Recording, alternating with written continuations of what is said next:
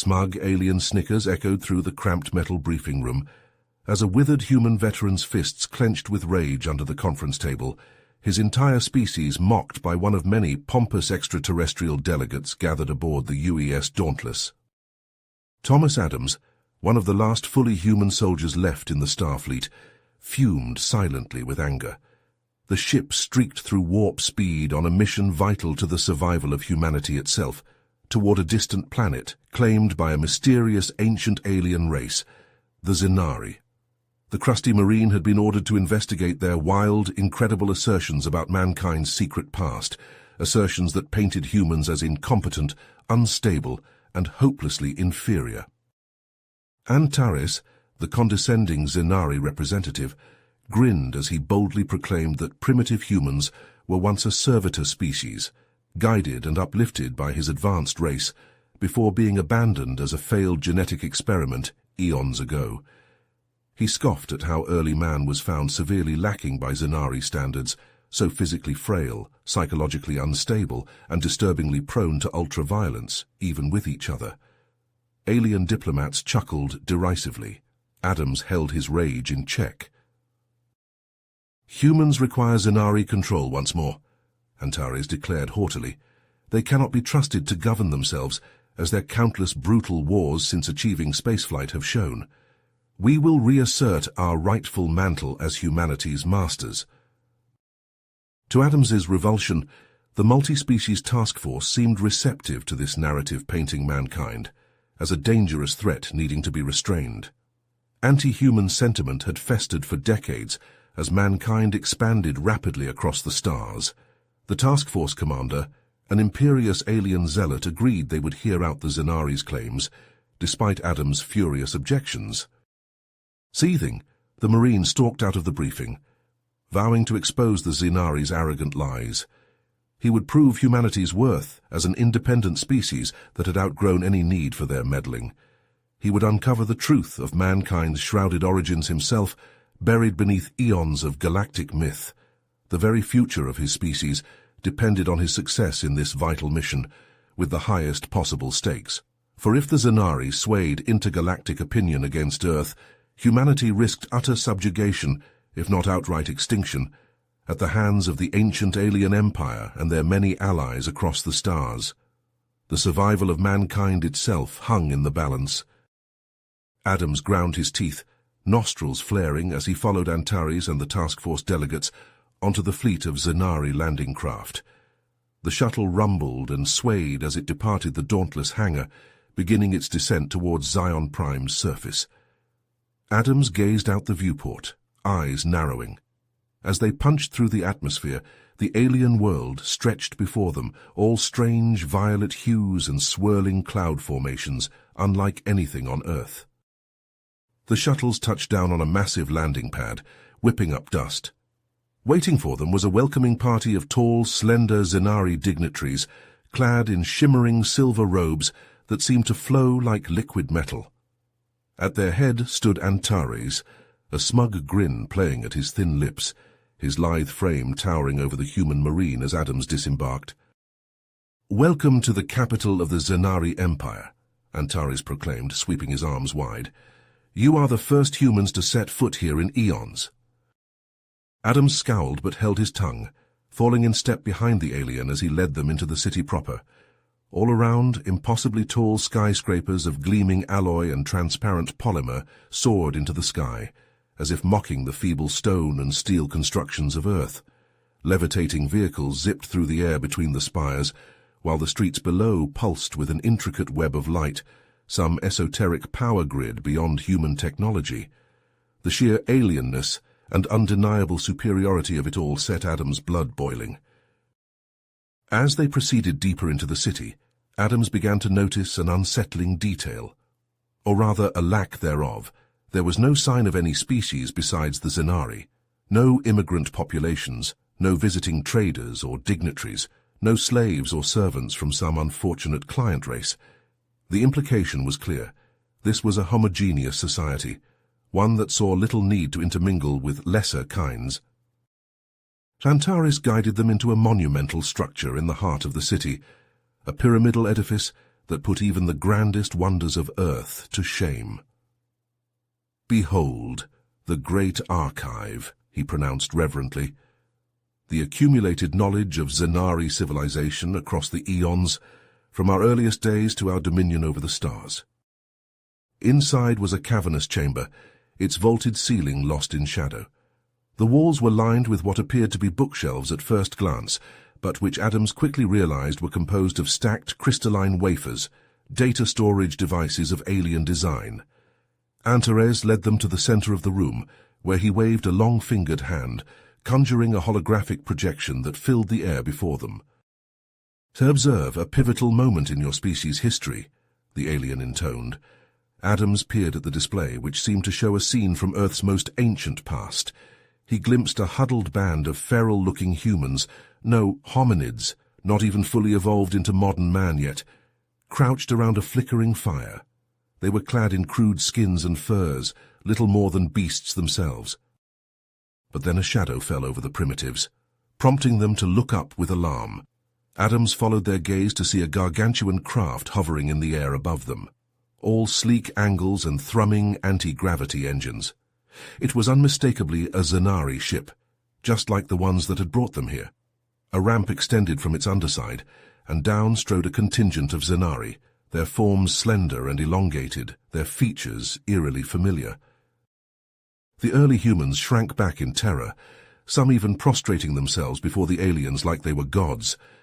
The Zanari regarded them with an almost parental air, before gesturing for them to rise. "This was our first contact with your ancestors," Antares narrated. "We saw potential in your kind, but knew you would require our guiding hand to survive and advance." The display flickered, jumping forward in time. Adams watched with growing unease as it showed Zanari overseeing humans engaged in mining, agriculture, construction, strenuous manual labor. The humans had lost their animalistic edge now, standing more erect, their faces more familiar, but still a far cry from modern man. They toiled under the watchful eyes of their alien masters, who now carried instruments of coercion and control. "Have you enslaved us?" Adams growled, unable to restrain himself any longer. He jabbed a finger at Antares accusingly. "You weren't uplifting us. You were exploiting us, turning us into your labor class to build your empire." Antares regarded him coolly, but Adams detected a flicker of irritation in his eyes. The delegates began to mutter amongst themselves, some sounding shocked, others merely bemused by this revelation. The alien raised a hand, silencing them. "You misunderstand our intentions. Your species was on the brink of extinction, doomed by your own savagery and lack of ability. We saved you from yourselves, gave you purpose and direction. Under our guidance, you advanced centuries in a scant few generations. Without our intervention, you would not be standing here now, let alone flying between the stars.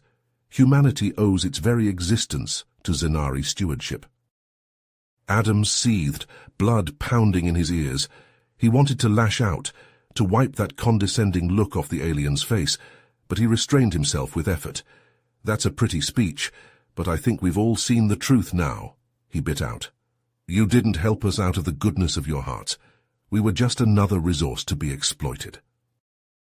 Antares narrowed his eyes. "Be careful, human. You are guests in our empire, and we will not tolerate such disrespect.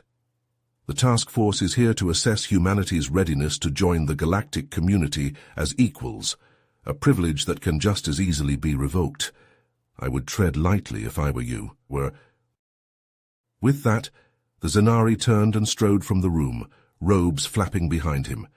Adams glared at his retreating back, fists clenched, a cold knot of anger twisting in his gut. The other delegates filed out after Antares, some shooting Adams reproachful looks, others simply seeming eager to distance themselves from the tension. The Marine stood alone in the archive, surrounded by the weight of Zanari history pressing in on him. He knew deep in his bones that there was more to this story, some darker truth the aliens were concealing, and he intended to uncover it, no matter the risk. He turned and stalked out, already contemplating his next move. He would find proof of Zanari deception and duplicity, drag it into the light for all the galaxy to see. He wouldn't rest until he had exposed their lies. The fate of humanity depended on it. Adams paced the confines of his quarters, mind churning. The day's revelations weighed heavily upon him. He knew sleep would be impossible tonight. A soft knock at the door jolted him from his dark thoughts. Instantly on guard, he palmed the grip of his sidearm as he approached the entrance. "Who's there?" he called gruffly. "Please, I mean you no harm," came the reply, the voice reedy and anxious. "My name is Zelos. I must speak with you urgently." Against his better judgment, Adams cracked the door, one hand still resting on his weapon. Outside stood a figure swathed in a dark, hooded cloak, features obscured. Zelos glanced furtively up and down the empty hallway before slipping inside. "I haven't much time," he said, throwing back his hood to reveal pale, sharp Zanari features. "I am part of a rebel faction, opposed to the Council's designs on your species. What Antares showed you today was a lie." Adams crossed his arms, eyeing the alien skeptically. "Why should I believe you? Your kind hasn't exactly been forthcoming so far." In response, Zelos produced a small crystalline data drive from the folds of his cloak. It glinted under the room's harsh lighting as he held it out to Adams. "This contains evidence of the truth. The Zanari did not guide your evolution. We enslaved your ancestors, exploited them for labor and experimentation." Adams accepted the proffered drive, a cold weight settling in his gut. Zelos continued, words tumbling out in a rush. "We have subjugated countless races, sterilized entire populations that resisted our rule, all hidden from the galactic community. You must expose this before humanity shares their fate." "Why me?" Adams asked, turning the crystal over in his hands. "Why bring this to a lone human and not the task force?" Zelos's eyes darted to the door, his voice dropping to a near whisper. "I fear Antares has already swayed them with honeyed words. You may be humanity's sole hope." With that, the Zanari rebel pulled up his hood and slipped back out into the hallway, leaving Adams alone with the weight of revelation. The Marine stared at the data drive for a long moment, before slotting it into his quarters holoprojector with a snap. Hours passed as Adams pored over the contents, each new atrocity stoking the fire in his belly. Zelos had been right. Humanity owed the Zanari nothing. Instead, his species cried out for justice, for vengeance. Adams finally understood his purpose, the reason he had been chosen for this mission, guided here by fate itself. Morning found him haggard but resolute as he strode into the task force's conference room, data drive clenched in his fist. But as he laid out the evidence, the terrible proof of Zanari cruelty and deceit, he watched the delegates' faces shift from shock to disbelief to dismissal. Krax, his reptilian features as unreadable as ever, spoke up. "These could easily be fabrications, human. Propaganda from a fringe faction. I find myself more inclined to trust our gracious hosts." One by one, the others voiced their agreement. These representatives of a dozen species, all too willing to swallow the Zanari's lies, to sacrifice humanity on the altar of false peace and complicity. Adams felt his blood boil, knuckles whitening around the data drive. "You're all fools," he spat. "Too blind or too cowardly to see the Zanari for what they are. But I won't let you sign away our future. I'll stop them myself if I have to." With that, he turned on his heel and stormed from the room, ignoring the cries of protest and condemnation that chased him out. His path was set, his purpose clear. He would do whatever it took to save his species, even if he had to defy the task force, the Zanari, the whole damn galaxy. Adams checked the charge on his sidearm as he stalked through the gleaming alien corridors.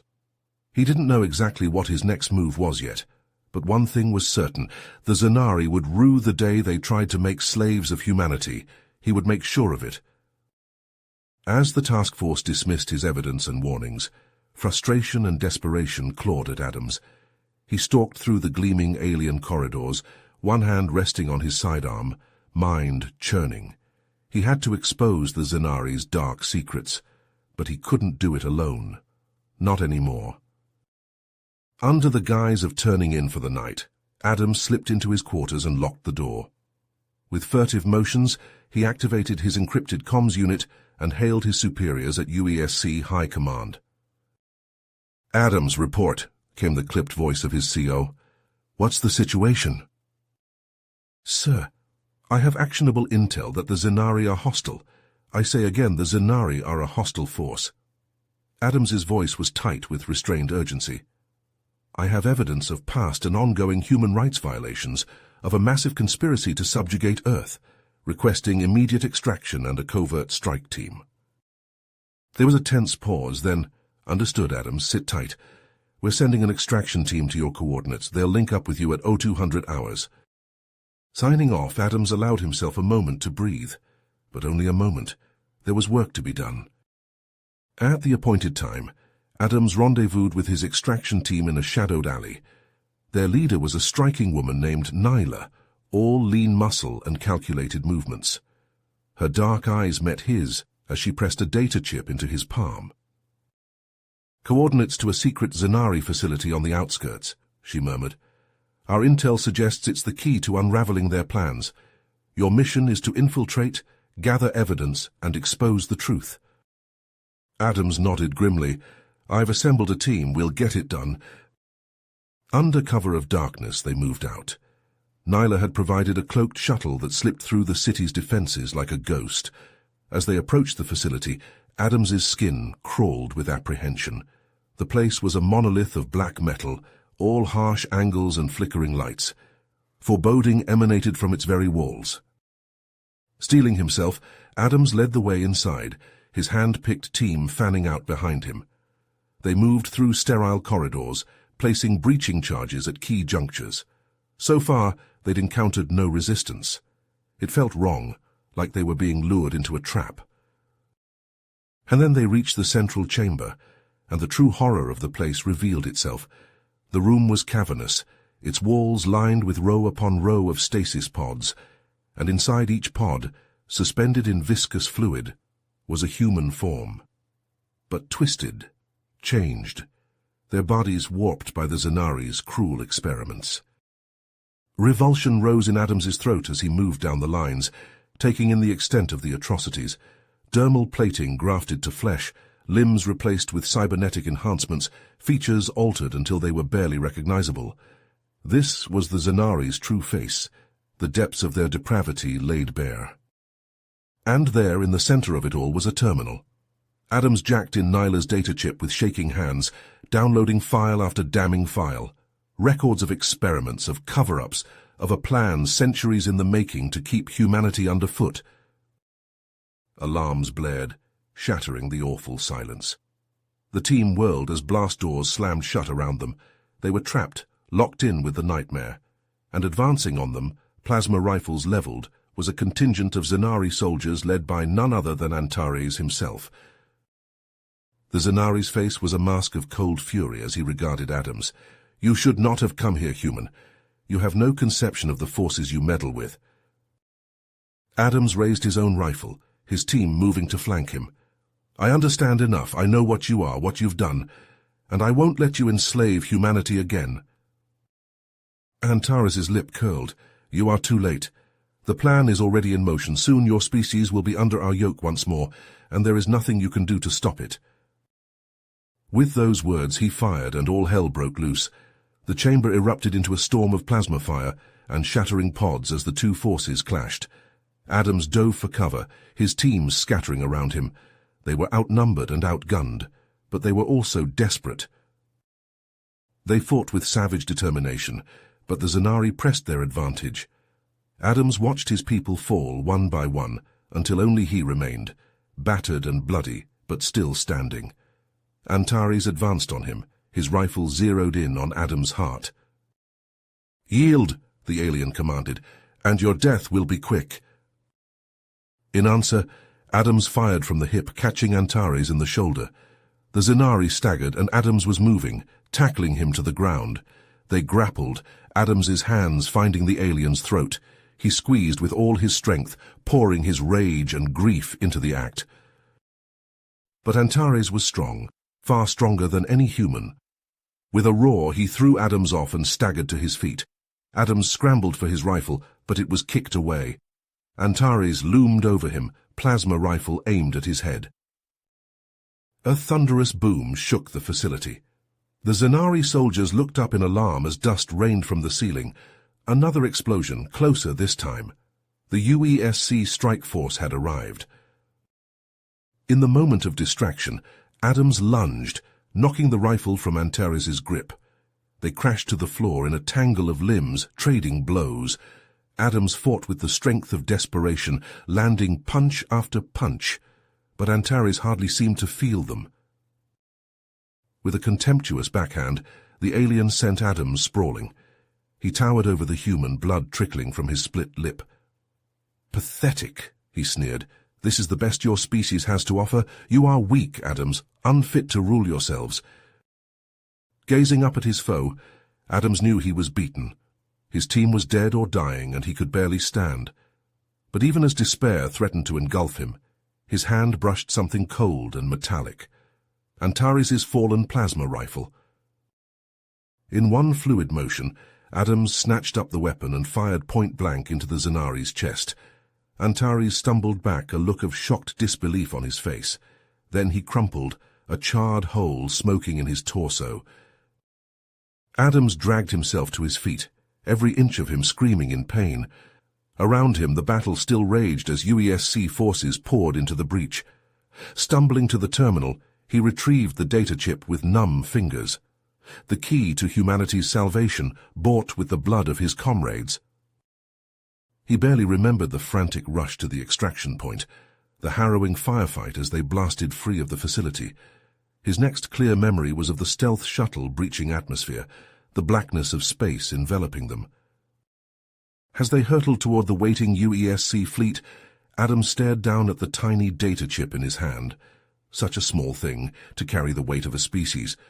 But he knew that the battle had only just begun. The Zenari would stop at nothing to bury the truth. There would be no rest, no respite until humanity was truly free. Gazing out the viewport at the shrinking curve of Hion Prime, Adams made a silent vow. He would see this through, no matter the cost. For his fallen comrades, for all of Earth, he would fight.